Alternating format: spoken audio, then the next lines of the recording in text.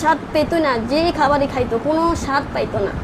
শুধু বলতো আমি কি খাই আমি জানি না, আমি শুধু খাইয়া বাসি, কোনো রকম বেঁচে থাকি। পরে ঘাড় ব্যথা, মাথা ব্যথা এগুলো হইতো। কেন এখন যে 20-25টা হাঁচিও এরকম দিতাম।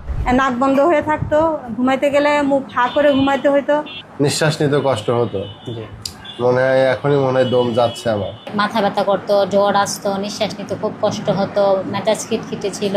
মাথা ভার থাকতো, হাসি কাশি, ঠান্ডা লেগেই থাকতো, কণ্ঠ জাম থাকতো, বয়ানে বাধা হতো, তেলাওয়াতে বাধা হতো।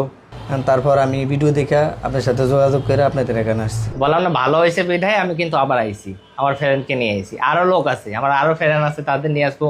আমার বাচ্চা আছে, আমার ওয়াইফ আছে, তাদেরও সমস্যা আছে, তাদেরকেও নিয়ে আসবো। যে এটা সম্পূর্ণ ডিফারেন্ট, এটা আলাদা। নিঃশ্বাস স্বাভাবিক, আগের মতো যে বাধা বাধা যেটা ওইটা আর হচ্ছে না। মানে যে একটা অস্বস্তি বোধ লাগতো ওইটা আমার লাগে না, এখন উনি খুবই ভালো আছে। নিঃশ্বাসটা নিতে পারতেছি, যেটা আমি 10-12 বছরও নিতে পারি নাই। আলহামদুলিল্লাহ। আগে আমার কেরাত পড়তে হইতো অনেক কষ্ট করে, এখন স্বাভাবিক পড়লে আমার আলহামদুলিল্লাহ তেলাওয়াত সুন্দর হয়।